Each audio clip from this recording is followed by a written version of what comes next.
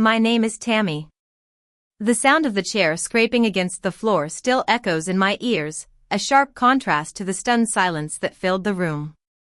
I remember the exact moment my brother, Ryan, with a smug smile on his face, looked me straight in the eye and declared, "You don't deserve to carry our last name."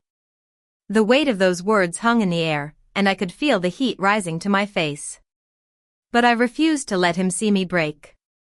My family has always been a complex web of relationships, with power dynamics that have shaped my life in ways I never fully understood. My mother, Victoria, is a woman who thrives on status and respect. She married into the wealthy Thompson family, and she's always been determined to maintain the family's image. My father, Henry, is a more passive figure. He's content to go along with whatever my mother and brother want, often choosing to stay silent rather than stand up for what's right. My grandfather, Arthur Thompson, is the patriarch of the family. He built the Thompson name from the ground up, starting with a small construction business that has now become a large and successful company. He's a man of integrity and hard work, and he's always valued the importance of giving back to the community. Ryan, on the other hand, is 33 years old, 2 years older than me. He's always been the golden child in my family. He's charming, confident, and has a talent for making deals. He works in high-end real estate, selling luxury properties to the wealthy. Every time he closes a deal, it's like a celebration in our family, and my mother can't stop talking about his success. I, on the other hand, became an environmental engineer. I work on projects to protect our city's water resources and prevent pollution. It's a job that doesn't get a lot of attention, but I know it's important. I spend my days studying water systems, analyzing data, and coming up with solutions to environmental problems. My grandfather has always been the only one in my family who truly understands and appreciates my work. He's the one who encouraged me to pursue my passion for engineering. He would ask me detailed questions about my projects, and he always listened intently to my answers. A few weeks before my grandfather's 85th birthday dinner, things started to change. At a Sunday lunch, Ryan lifted his glass and said, "Grandpa built the Thompson name, but I'm the one who can take it to the next level. I've got a plan to modernize the family assets." My mother laughed and clapped, as if he had just said the most brilliant thing. My father just nodded and smiled weakly. My grandfather, however, didn't say a word. He just stared at Ryan with a calm, unreadable expression. A few days later, my father called me during my lunch break. His voice was hesitant, like he was trying to break some bad news. "Your brother has been working on a big proposal," he said.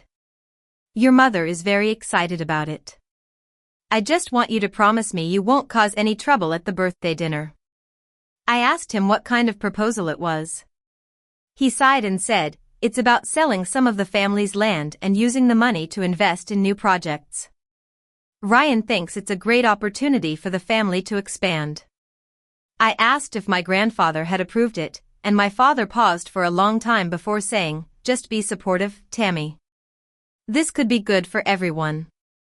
That night, Ryan sent an email to the whole family with a detailed presentation. The first page showed a high-rise luxury apartment complex that he wanted to build on a piece of land that my grandfather had been holding for years. The land was not only valuable, but it was also an important part of the community. There was a small park and a community center on it, where local kids would play and learn. Ryan called the plan a bold transformation. He said the land was currently underutilized and that the new development would bring in a lot of money for the family. He also proposed turning the community center into a small museum to showcase the Thompson family's history. But to me, it seemed like he was just trying to make a quick profit at the expense of the community. I was furious. I knew that the land meant a lot to the people in the neighborhood, and I couldn't just sit back and let Ryan destroy it. I started doing some research. I pulled public records, environmental reports, and community surveys. By the end of the week, I had a 15-page analysis showing the potential environmental damage, the loss of community space, and the legal risks associated with Ryan's proposal. I didn't send my analysis to the family group chat. I knew Ryan would just use it as an opportunity to make me look bad. Instead, I sent it directly to my grandfather with a note that said, "I'm not trying to interfere, but I think you should see the real consequences of this plan." My grandfather replied a few hours later. "Thank you, Tammy. I needed the facts." I felt a sense of relief, but I also knew that Ryan wasn't going to give up easily. As the birthday dinner approached, Ryan was acting like he had already won. He bought a new suit, hired a photographer, and told everyone he was going to be the next leader of the Thompson family. My mother was beaming with pride, and my father was just going along with it. When I arrived at the restaurant, which was in one of the old buildings that my grandfather's company had built, I could feel the tension in the air. There were place cards, fancy menus, and a large group of family members, business associates, and donors. My mother saw me first. She gave me a half-hearted smile and said, "Tammy, you're here." Before I could say anything, Ryan walked in behind me. The whole room seemed to shift towards him. My mother's face lit up, and she rushed over to fix his collar. "There he is, the future of the Thompson family," she said. Ryan looked at me with a smug look on his face and then took the seat next to my grandfather. I was guided to a seat in the middle of the table, between a distant cousin and one of my father's business friends. During the dinner, Ryan was in full-blown performance mode. He talked about his vision for the family, his plans for the new development, and how he was going to take the Thompson name to new heights. My mother hung on to his every word, and my father just nodded and smiled. I watched my grandfather closely. He was eating slowly, listening intently, but not saying much. I knew he was waiting for the right moment to speak. About an hour into the dinner, one of my grandfather's old friends asked me about a recent environmental project I had worked on. I explained how we had managed to clean up a polluted river and restore the ecosystem. I was just being honest, but Ryan laughed and said, "That's nice, Tammy, but tonight is about real business, not saving the environment." I felt my blood boil, but I held my tongue. I knew that if I said something, Ryan would just twist my words and make me look bad. As the dinner progressed, Ryan became more and more confident. He started talking about how the Thompson name needed a new face, someone who could bring in more money and make the family more powerful. He said that the old-fashioned way of doing things was holding the family back. When dessert was served, a lawyer placed a thick envelope next to my grandfather's plate. Ryan's eyes lit up, and he sat up straight, expecting to hear some good news. My grandfather folded his hands and said, "Before I make any announcements, I'd like to hear what Ryan thinks the Thompson name means." Ryan stood up, cleared his throat, and started talking about honor, legacy, and the importance of innovation. Then, he turned to me and said, "Some people are so stuck in the past that they can't see the future. A family name like ours needs someone with vision and ambition, not someone who spends their time playing with dirt and water." He then looked directly at me and said, "Tammy, you don't deserve to carry the Thompson name." The room went dead silent. My mother gave a small nod, as if she agreed with him. My father looked down at his plate, avoiding my gaze. I looked at Ryan, and for the first time, I saw him clearly. He was not just my brother being cruel, he was a man who was willing to do anything to get what he wanted.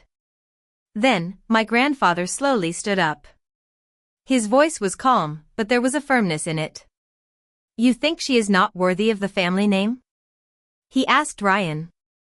Ryan laughed nervously and said, "I think someone had to say it." My grandfather nodded. "Then she'll carry mine, and everything that comes with it." Ryan's face turned white.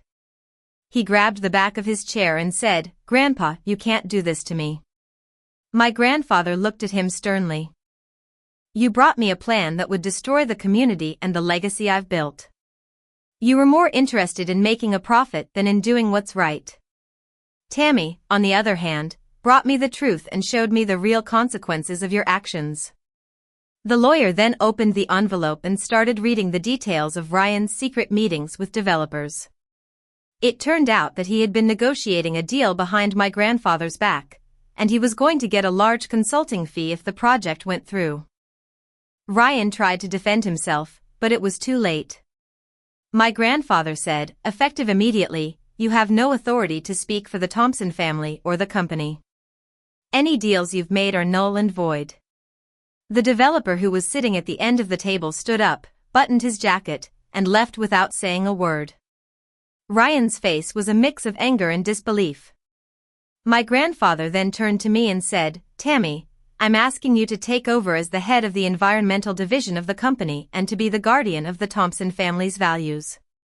Whether you choose to take the Thompson name or not, you have already shown that you understand what it means to be a Thompson." I was speechless. For the first time in my life, I felt truly seen and valued by my family. Ryan slammed his hand on the table and said, "This is insane. You're giving everything to her because she made me look bad." My grandfather looked at him and said, "No, I'm trusting her because you made yourself clear.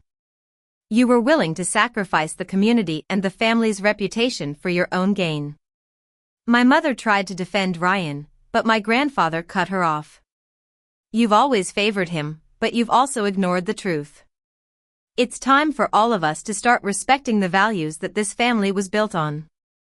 My father finally spoke up. "I'm sorry, Tammy. I should have stood up for you." I looked at him and saw the guilt in his eyes. I knew that it was a start. After that night, everything changed. Ryan lost the deal he had been working on, and investors stopped returning his calls. My mother started to see things differently, and she began to apologize for her past behavior. My father wrote me a letter, expressing his regret for not standing up for me. I decided not to change my last name right away. I wanted to prove that I could carry the Thompson name with pride, not because of the status it brought, but because of the values it represented. I used the Thompson name to start a new environmental scholarship program. The first group of students received grants to study environmental science and work on community projects. At the scholarship ceremony, my grandfather sat in the front row, with tears in his eyes. Looking back, that dinner was not just a turning point for me, it was a turning point for my family.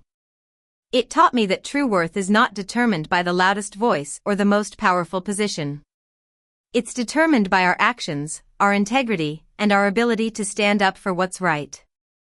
So, if your own family tries to decide your worth for you, would you stay silent, walk away, or finally speak the truth?